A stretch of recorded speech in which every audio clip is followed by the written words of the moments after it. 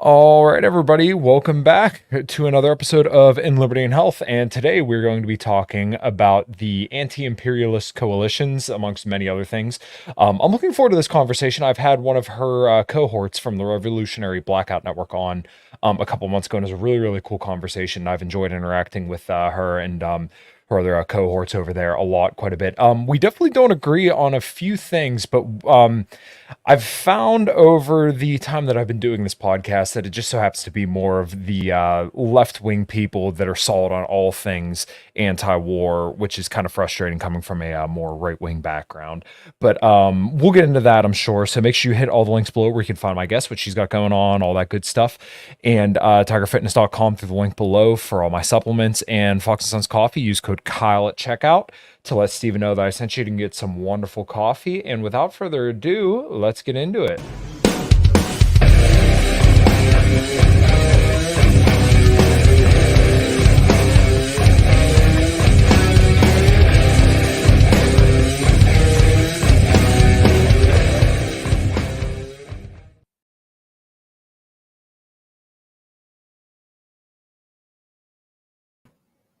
All right, everybody. Today I am here with Miss Sabrina Salvati, or Sabby Sabs. How are you doing today? I'm doing great. Thanks so much for having me on. Yeah, of course. So, why don't we start off with your background, who you are, and kind of what got you to where you are today? So I'm the host of Sabby Sabs podcast. I'm also a co-host on Revolutionary Blackout Network. How did I end up here? I was one of the people that were a part of the Bernie Sanders campaign movements, heavily supported those policies, still support those policies, and became very disappointed with the so-called progressives in Congress, along with Bernie Sanders, for abandoning their movement and telling us to support the Democrat establishment politicians that they told us that we should fight against. So I'm one of those people. I come from that camp.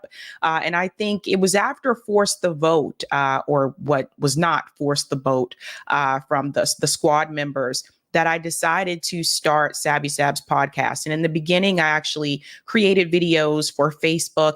And it was one of my friends that told me that I should probably put that on YouTube instead of Facebook, because she said Facebook is not the place for this. And so that's pretty much like how this all started. Yeah, that's fascinating. And what I find even more interesting is that there's like this overlap of like the Bernie Sanders supporters, libertarians, and then maybe even some people who support Trump.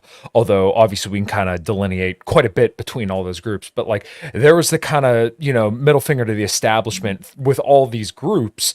But I what I like about you, and particularly some of your cohorts that I mentioned earlier, like I had Nick on a couple months ago, and I've watched a couple other you guys shows, is that you guys were able to say like, no, the Democrats have turned their backs on us, and that's kind of how I feel. Trump and a lot of like the more right wing establishment did to like a lot of the anti-war libertarians, some of the guys in like the Ron Paul camp, which I would consider myself firmly in, is that Trump basically turned around as soon as he got in and said, all right, well, I'm running to the establishment now. It's no longer about my base. I got elected. So how do I play the political game? I like that about you, and that you guys aren't afraid to speak the truth as you see it, because I think that is the most important thing that we should be doing in this alt media sphere. I agree. That's actually why I was surprised to see Donald Trump at the Libertarian National Convention. I was really shocked to see him there. And it brings up this question, what is happening to third parties or third party movement? Why is there now this need to allow some of these voices from the two-party system to partake in third party conventions or movements? I don't think that's a good idea. I think these parties need to remain separately from the two-party system. But I was very surprised to see that. Yeah, well, okay, so maybe we could drill in on that a little bit. What is your opinion on kind of like libertarians and then like the third party movement of libertarianism? Because there's like the liberty movement, where I think a lot of people would probably think of like Dave Smith, who is a friend of mine, and then like the Libertarian Party is a little bit separate, but there's been an attempt at a merger. So what has been kind of like your perspective on that? And we can kind of drill in on maybe our thoughts on how Trump might have played in this whole situation. Absolutely. I think there are some areas where I do agree with libertarians. I definitely agree with them with being anti war, anti imperialist. I found a common ground with them when it comes to policing as well. So there are some areas, the drug war, where I do agree with libertarians. I've interviewed a couple of libertarian guests on my show. Larry Sharp has been on my show. He's actually going to be on the show tomorrow night as well. He's So fantastic. I love Larry. yeah, interesting timing. And I know I've had discussions with him before about public banks and worker co ops and also ballot initiatives. So there are different areas where we do find common ground. And I think that I look back to the Rage Against the War Machine rally when I remember there was a lot of criticism around that rally. I still Yeah, attended the rally I did as anyway, well. and yeah, and covered it. But I just think back to how large that event could have been if we could have, bypassed the smears and just gotten a lot of people together for an anti-war coalition. I look at the numbers right now that you see all the people that are protesting against Israel in support of the Palestinian struggle.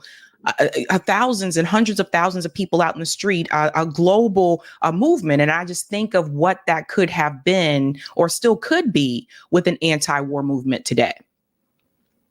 Right. Well, before we move on to the Gaza protests, because I do want to talk to you specifically about this, but when it comes to Donald Trump at the convention, I think Angela's perspective, who I am a good friend of, she's a good friend of mine. Her idea was to sort of get leverage with the Donald Trump administration. Now, my perspective is you don't believe a word Trump says because we have 4 years of his record to go off of to see that he doesn't, once again, he will capitulate to the swamp before he ever thinks about capitulating to his base. So, he did say he's going to put a libertarian in the cabinet and he's going to free out Ross Ulbricht. Once again, I believe those are absolutely empty promises. But do you think there is a place to kind of welcome someone like a Donald Trump or maybe even like a Joe Biden or possibly even an RFK into the fold if we can kind of get some leverage on them and maybe get some more libertarian or, goals that are more conductive to what our principles would be?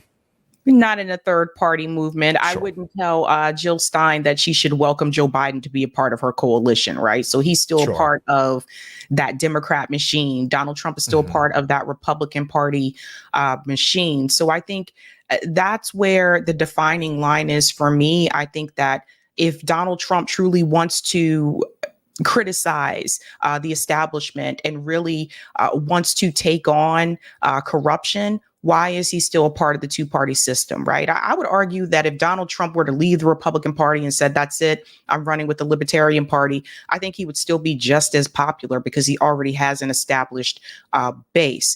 But I think it gets to a point for those of us that do support third parties where we start to ask this question, what exactly do we want? What are our goals? What are we trying Mhm. to achieve?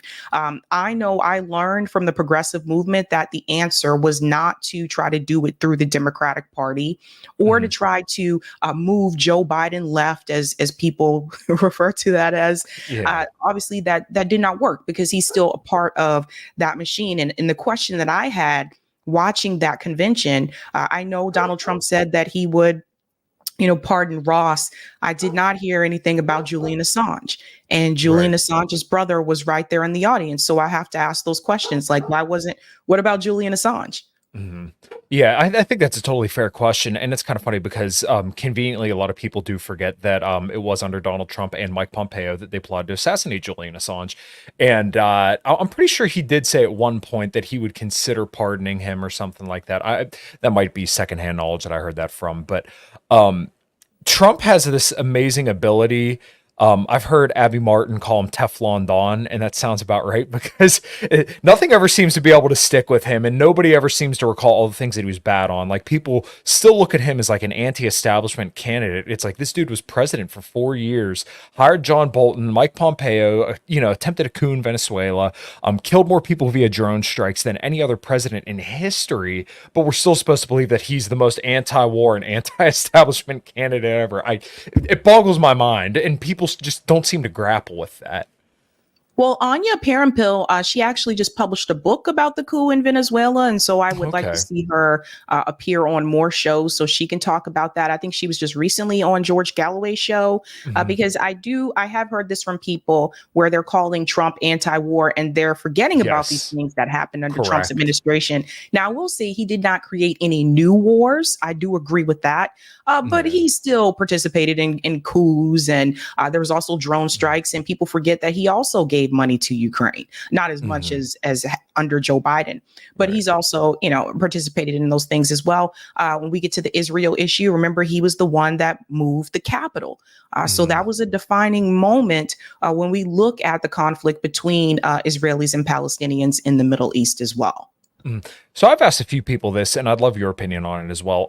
It always drives me nuts when people say this war in Ukraine would have never happened under Trump. But much to your point, he sent money to Ukraine, and then he sent the Javelin anti-tank missiles into Ukraine. I apologize if you hear my dog bark, and but he sent the Javelin anti-tank missiles into Ukraine, which Obama said he would not do because he knew it would anger Russia. Right. But it's funny how people forget. I think that people have had enough years under Joe Biden that now they're looking at things and they're like, you know what, maybe it was better under Donald Trump. I can tell you economically, it definitely was better for me. Under Donald Sure. Trump, we didn't have this high inflation. The grocery store prices are astronomically high. I don't know where you live, but where I live, they're really high. Especially if Yeah. you're trying to purchase some type of like if you're trying to buy meat, it's through the roof. It's ridiculous.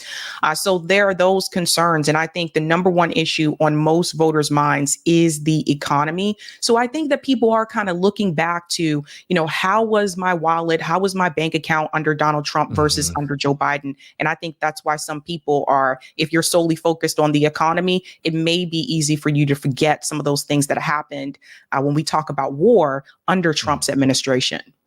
Yeah, I think that's reasonable, and I would definitely agree. My life was definitely a little bit better under Donald Trump as well. But I think people kind of mix up correlation and causation there, where, if you look at like the fallout from the 2008 housing crash, well, then obviously over time, as we got more and more into the recovery, then things economically are going to look better and better. But then a lot of people forget that Trump's last year was 2020, which was a disaster for a lot of people, and then Trump's slogan was, let's keep America great, as you're locked in your home and your business is shut down and you're called non-essential, and then you get two measly checks and they send millions of dollars overseas, and we can't get any help back here at home. And I mean, I'm a libertarian, I'm not for taxation at all, but like, if you're going to lock everybody down and you're going to tell people they're not essential, shut down their businesses and stuff like that, but you're okay with sending millions overseas, like that doesn't work. Like, we can take care of people at home, we can forget about those other countries over there, while everyone's locked down here. That's right. And another thing that I will say is, I watched a lot of small businesses close during the pandemic in Boston, even businesses that were considered to be tourist attractions that have been around for years just closed because they couldn't handle not making any revenue during that time and being able to pay for the rent of the property because they have to pay the property taxes and all of that to the city. So I watched a number of those things happen, and this happened under a Republican governor. A lot of people may not have been aware, but the governor of Massachusetts at that time, Governor Baker, is a Republican. So when I hear people say this only happened under Democrat lawmakers, that's not actually true. No. So I just look at the loss of economic growth that we had during that time. I Mhm. just think about the school system and how students were sent home to work remotely. Right. Schools just assuming that every child has a laptop at home. We're talking about kids that live in low income neighborhoods where they actually share a bedroom with their brother or their sister and they don't have their own room. And both of them trying to learn remotely at the same time with two different Right. teachers. It was just a mess. And I saw students' grades suffer during that time as well. So it was Mhm. a terrible time. And people also forget this too. It was Trump was the one that said, let's leave it up to the states and let the governors decide. So there were some Right. states where my parents lived in South Carolina. It was like almost like nothing happened if Yeah. you went there during this time. Meanwhile, me in Massachusetts, we were very much locked down. So it was an unfortunate time for a lot of people. Yeah, so I'm in southwestern Pennsylvania, and it was the most insane thing to me. So, I'm a mechanic by trade, and then my wife, at the time, was working for a company that was like making ventilators and stuff like that. And the weirdest thing in the world was for her to come home and say, "I have a note from my work that says it's okay for me to be out and about, like driving to work." And I got laid off. Like cars always break. I'm sure you're aware. So I'm like, oh no, I'll be fine. I'll never get laid off. And well, surely enough, I did. And it was only for 3 weeks, but still, I mean, it was a very, very bizarre time. And Trump has managed to skate by without getting criticized for a lot of his handling of 2020. And people think that he's, like I said, some outside anti-establishment guy, but I mean, he really championed a lot of the stuff. Between all the spending and then the vaccine and all that. But people think that he's going to potentially be better. But then he's saying he's going to fill his cabinet with Nikki Haley, Mike Pompeo, just these total awful choices. And then his vice presidential picks are mostly just these diehard Zionists, and worst of all, Marco Rubio. Like, geez, he's learned nothing. No, and it's weird to me that those that were against the COVID vaccine totally forget that Trump also supports that. Yes. So that's weird to me too. hmm Yes. So I guess when we're moving over to the Israel Gaza situation, um, this kind of ties in nicely with the whole anti-war right situation, because I remember everybody saying, "Oh my God, look how anti-war right or how anti-war the right is today," when they would refer to somebody like Matt Gaetz, Marjorie Taylor Greene, and sometimes people would even say Marco Rubio, which is insane. But then as soon as October 7th happened, I mean that all that credibility just went right out the window, because they could not wait to send more money over to Israel after, for the last 2 years, they were rightfully calling for the end to Ukraine aid, but they couldn't wait to send money over to Israel. And now, to me, I can't take any of these people seriously, because once again, they were happy to call out the Ukraine aid, and they're correct.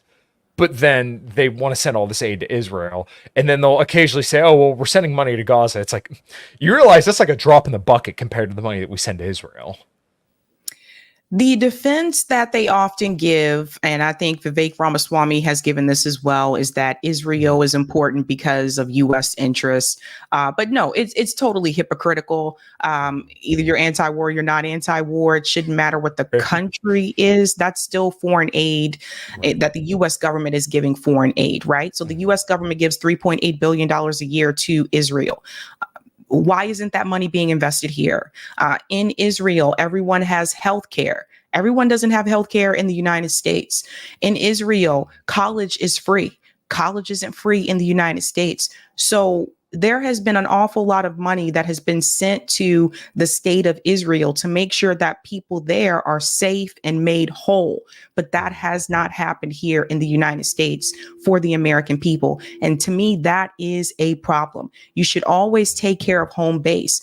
And we continue to see Americans neglected. I can't walk by one subway station without seeing homeless veterans either sleeping in the subway or sleeping outside of the subway. This is a problem all around. So we're not taking care of our people. But when it comes to the state of Israel, our politicians are willing to push through legislation urgently and rapidly. But when we ask for certain demands, such as healthcare, we're told now is not the time. So it's a problem. Yeah, and it's always funny because a lot of these people who are so diehard and fervent in their support of Israel claim to be America first, but it really seems like the order that it goes is Israel first, Ukraine second, Taiwan third, maybe Taiwan second, but and then it's America. And the one thing that gets left out a lot is Taiwan in this whole situation. This is something that I just can't stop waving my hands about, because that is the federal government's number one target. It's not Russia. It's not Iran, it is China. And they lay that out every 4 years in the national defense strategies that, hey, we're not looking to pick a fight with Russia so much as we're looking to, take on China, and we're looking to win that war with China. And there's been this, totally messed up perception that Biden is somehow bought and paid for by China. And I kind of get it, because there were some shady dealings, but though he's been the most hawkish, person on China yet. This is true. I think a lot of this is just optics, right? Like, so he is going to go hard at China. I think most politicians in DC do, because China economically is a competitor to the United States. I would argue so is is Russia, right? But how Yeah. did that happen? We have to think about all the jobs that were sent abroad, all the jobs that were sent to countries like China and also Mexico, which is often left out of that discussion when people mention NAFTA. So we removed manufacturing, a good portion of manufacturing from the United States, and we sent those jobs abroad because of greed. Because of greed, because it's cheaper to have those parts made in another country than it is the United States. Now, our politicians want to bully China because they have become economically powerful. But we Mhm. sent them the jobs. So the United States government, they want to police the entire world. They want to dominate the entire world. Right. Imagine if Russia had over 800 military bases surrounding North America. Right. We would have a problem with that. But it's Mhm. okay for us to do that to other countries. Yeah, I mean, you're kind of seeing this play out right now because there was that, what was it, like an aircraft carrier or something like that, that was off the coast of Florida, something like that, and everybody lost their minds. Or take, for example, the red balloon that flew over the country last year. Everybody, people still tell me, oh, look, China's a threat. They flew a balloon over our country. I'm like, you realize, like, you guys say that, like, these things are being spied on by, we're being spied on by TikTok, even though they've been very compliant with the US. But we're supposed to believe that like a balloon is going to come and kill us all. Like, are you guys really that dumb? Yeah, it's really interesting. Demonizing China and Russia isn't going to make America stronger. No. And I wish more people understood that.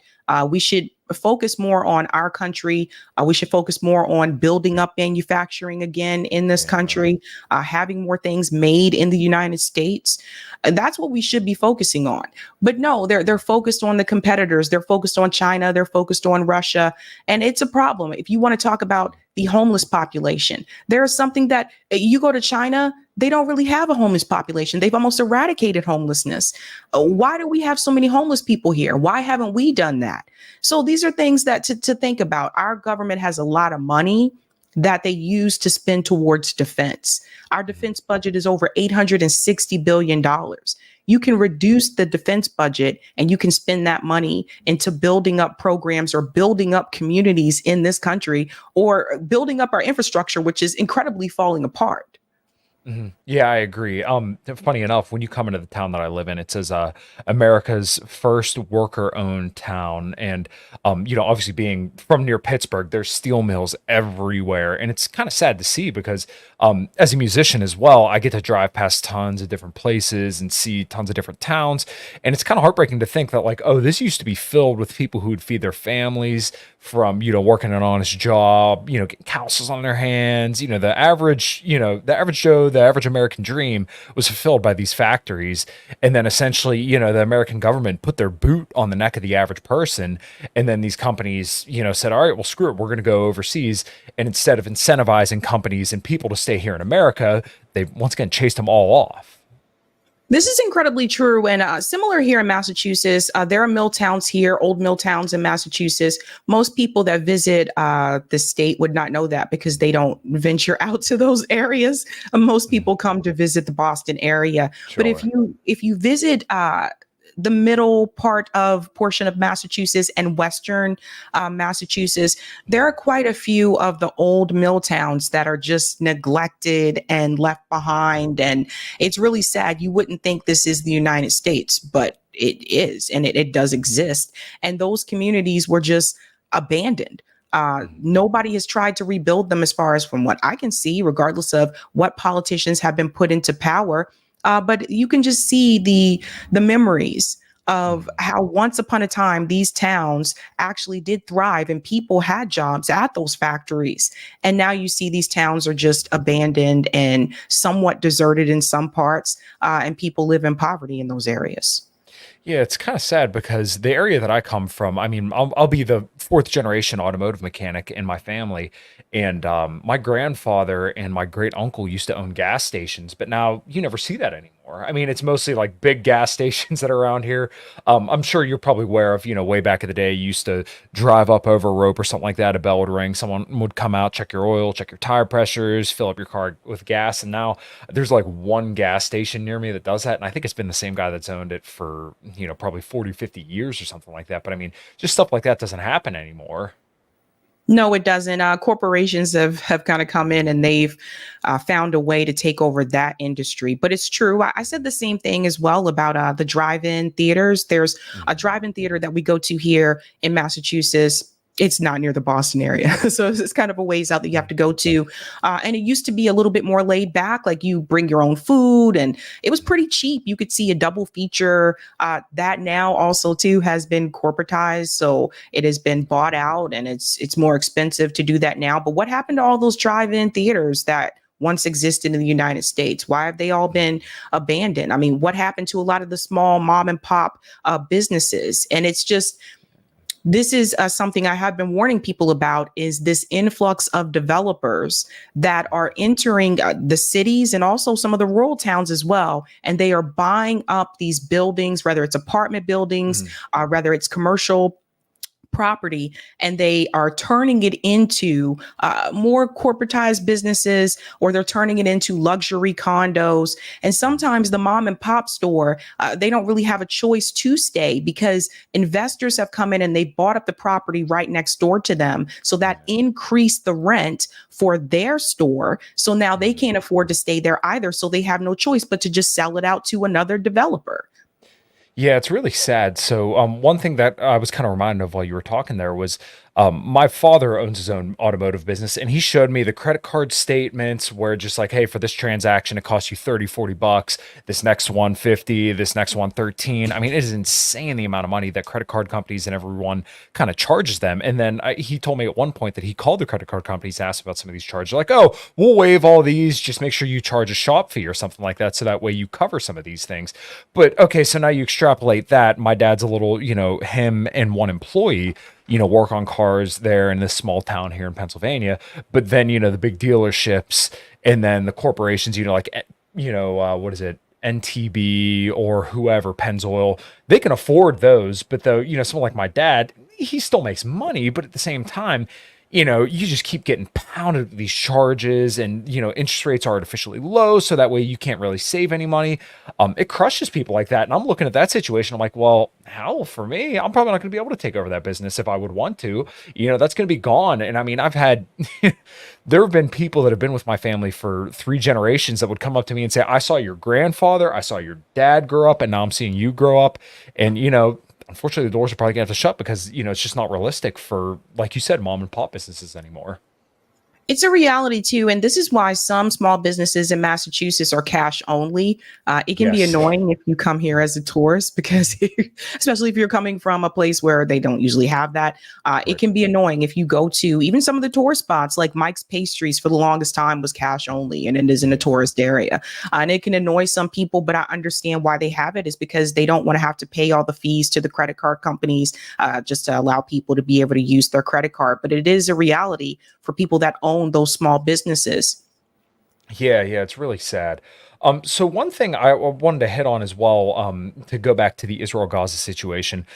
For years we heard that the anti-war left is gone, and now we see people out in the streets protesting against what Israel's doing. What were your kind of thoughts when this all kind of came about?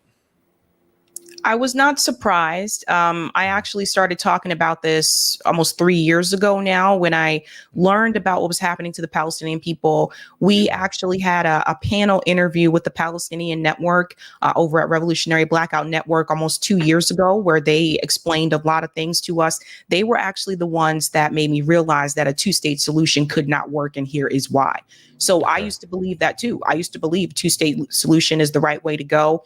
Mhm. So I've done a lot of research about this issue, and also I've interviewed people like Max Blumenthal from the Gray Zone. I've watched the documentary from Abby Martin. I've read a lot of Mhm. things, so I had to educate myself. And once I started to educate myself, that's when I realized that it's only a matter of time before those people, the Palestinian people that are occupied, are going to want to resist in some type of way, are going to try to break free of Mhm. the gates that surround them in Gaza. And then there's the issue with the West Bank. I remember years ago watching Israeli settlers drag Palestinian people out of myself like, what if that was happening here to us? Like, how would you feel if someone came to your Mhm. house and dragged you out of your home and said, this is now my house. You can't live here.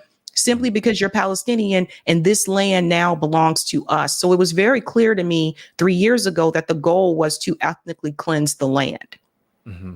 Right. Well, I want you to elaborate on that a little bit more because you said you've, because I love learning more about this, but like it's very odd to me that the right wing America First loves Israel so much when Netanyahu basically, to quote Tucker Carlson, he kind of looks at our country as like a dumping ground because what he basically says is that like, oh, we want to ethnically cleanse the Palestinians because we don't like that group, but we're okay with ethnically cleansing them so long as everybody else has to take them in.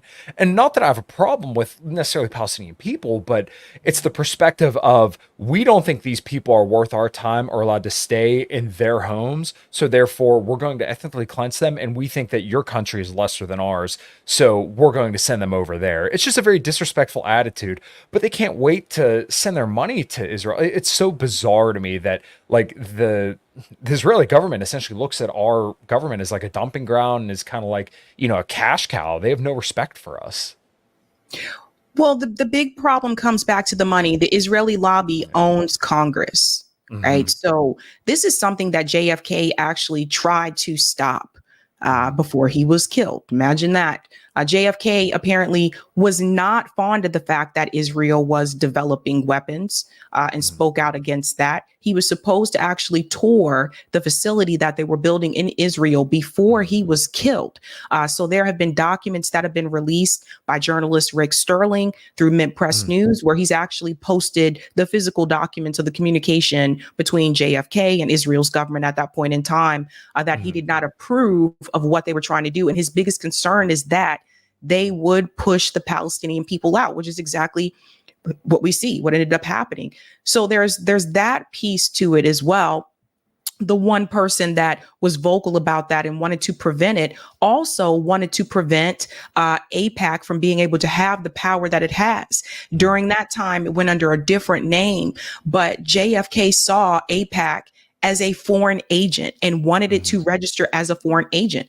This is an organization that is doing the bidding for Israel, not for the United States. Right. Why is it that a foreign entity is allowed to lobby in Congress, lobby our politicians? So AIPAC and there's another one, J Street, they have tremendous control and a hold over the politicians in DC. And that is why they rush to defend Israel at all costs. Hmm. Yeah. So, what would be your thoughts about somebody like a Thomas Massey? This is so interesting. I mentioned this last night. I was talking about the interview that he had with Tucker Carlson, which I thought was really interesting. I watched that full interview, by the way. There's another portion of the interview where he shows his family home, and it looks like they have like a massive farm or whatever. And he was talking about the way that he grew up. Thomas Massey, he's interesting. I like the fact that he is against sending money, abroad for these foreign wars. So I like that he speaks out about that. He spoke out against the war in Ukraine. He's also speaking out against the war with Israel and Gaza. I agree with him with that perspective. But I do think it's important for people to understand that his rejection of the conflict is not because he disagrees with what Israel is doing or because he supports the Palestinian cause. He just disagrees with money being sent abroad for foreign endeavors. So I would actually like to talk to Thomas Massey. I would like to interview him about that and see if I can find a way to get him to make the connection between the wars that we have also participated in, whether they've been proxy wars or they've been led by the US government, how that has actually impacted the immigration issue in the United States. So I want him to make that connection. Yeah, well, I always try to make that connection with people as well, that our foreign policy definitely influences the fact that we have so many immigrants coming here is because we're basically destroying these people's homes. And then they look at our country and realize, well, it's like, you guys' country isn't getting destroyed, so we're just going to go there. Now, the only thing I would say, I'm pretty sure Thomas Massey did say in that interview that he was concerned at the fact that Israel had killed 1% of the population in Gaza. Now, I'm guessing that would mean that he doesn't like that, but I would definitely agree with your point that he's a little bit soft-handed in his criticisms. So, do you have anything to add to that? Because I got one more Well, I know question. Yeah, Tucker go ahead. Carlson did ask him. He said, oh, why did you vote against this bill for Israel? Is it because you don't Mm. support Israel? And Thomas Massey said, well, no, it's not that I don't support Oh, Israel. okay. I'm not going to criticize Israel. So Mhm. that was the part there that was, really interesting to me. It also Sure. was apparent to me that he had to make it abundantly clear that he's not trying to target Israel, right? He's not trying to Mm. attack them as well. And it just goes to show you how powerful the Israeli lobby has become. Mhm. Okay, yeah, I think that's understandable, and yeah, I did notice that as well.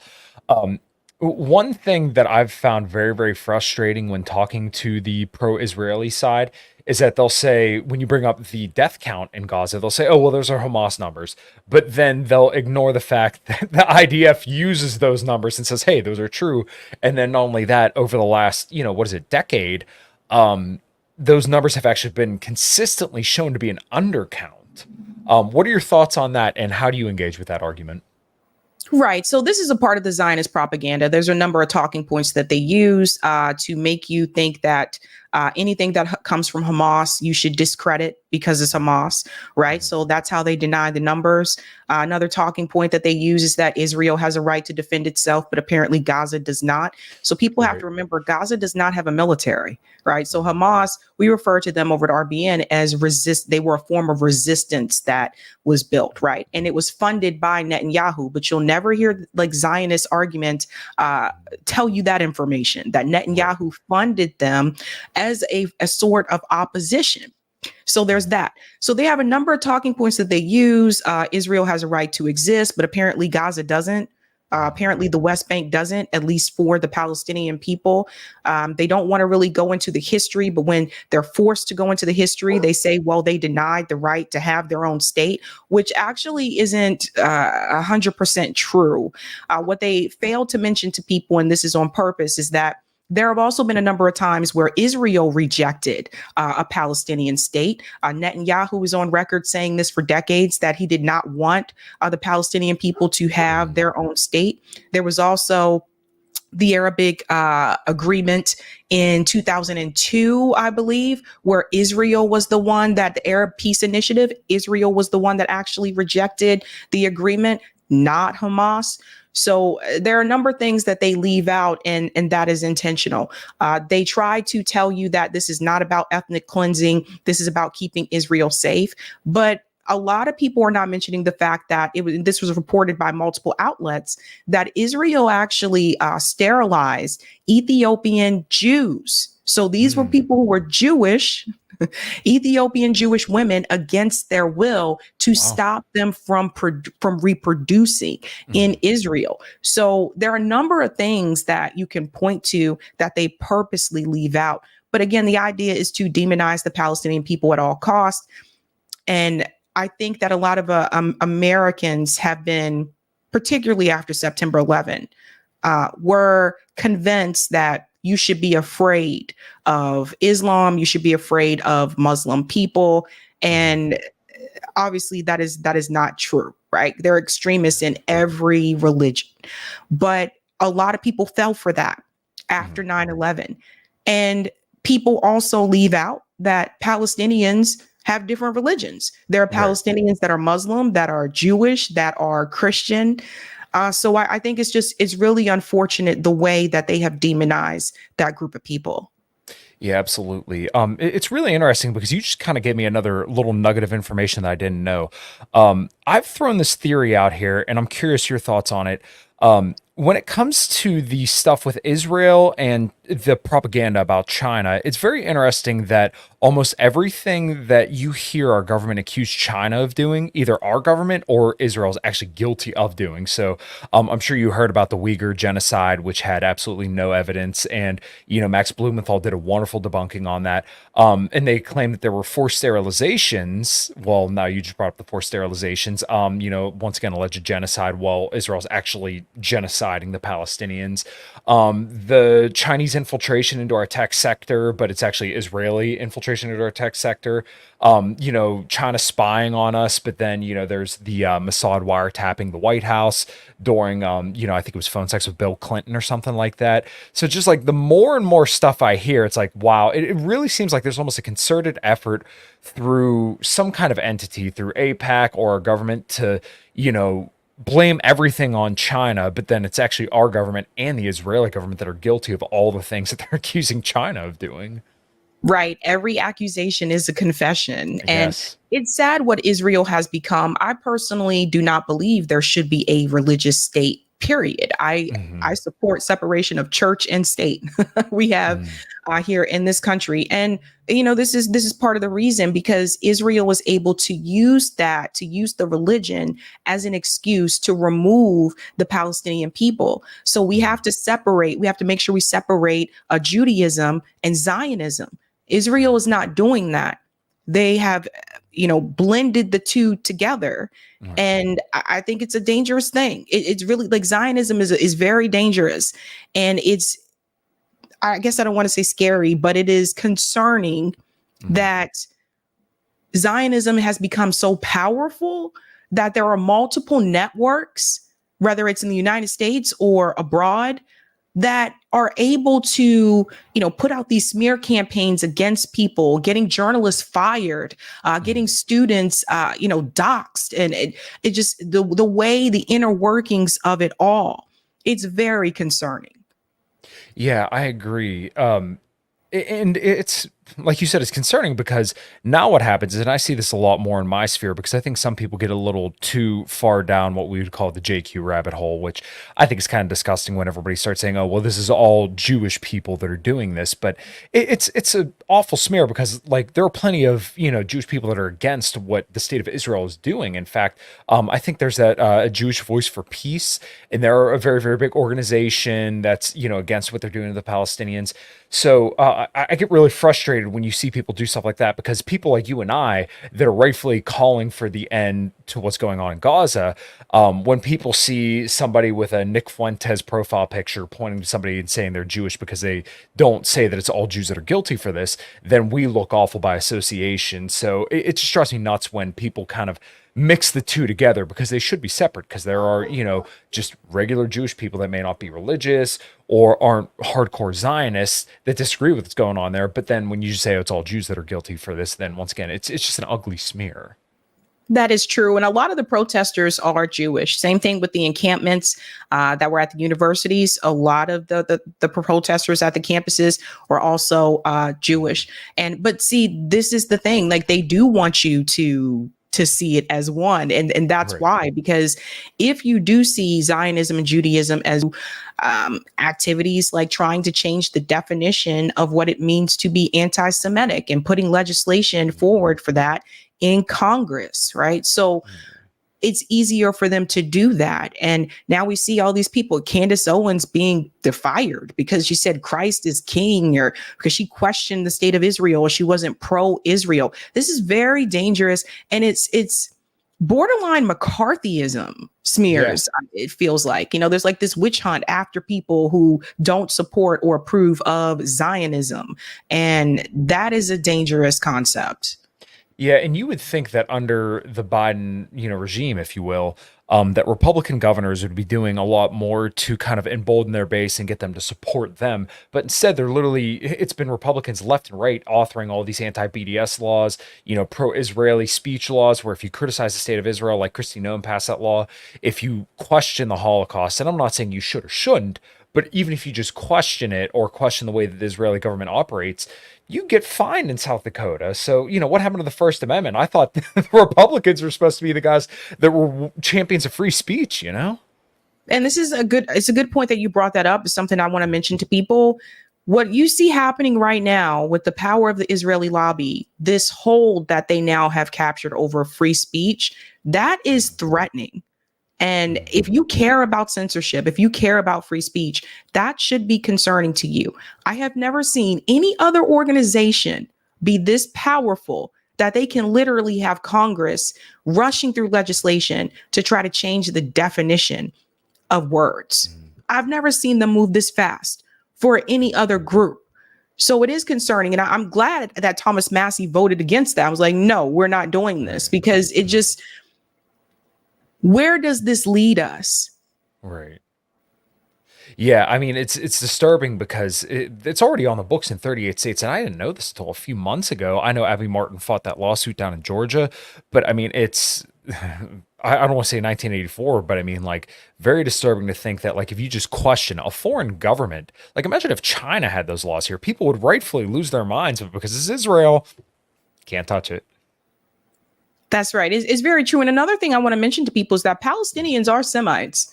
If you look at the definition Yeah. of what it means to be a Semite, that includes people who speak Arabic language. That includes the Palestinian people. So they are also Semites. And we have to continue to say that to people, because a lot of people are being accused of being, anti-Semitic now because they are anti-Zionist. So when people throw that at you, I think it's important that, yes, anti-Semitism does exist, but it's gotten to the point now where people are using that word against people who are just for criticizing Israel's government. So it now has this broad brush of a definition of what that means. So when that gets thrown at you and you know that what you were doing is not anti-Semitic, I think it's important to, again, push back and say Palestinians are Semites. Right, I agree. So I know you're in a little bit of a time crunch. I appreciate you coming on today. I really, really enjoyed this conversation. Let everybody know where they can find you, support you, and all that good stuff. Absolutely. You can find me here on YouTube, the Sabby Sabs podcast. And you can also find me at Revolutionary Blackout Network on YouTube as well. All right, awesome, Sabby Sabs. Well, I really appreciate your time, and hopefully we'll have another conversation sometime in the future. I want to give a shout out to Misty Winston as well for helping us get this all set up. So if you don't have anything else, we'll wrap there. Awesome. Thank you so much. All right, thank you. Thank you, everybody, so much for listening. Until next time, take care.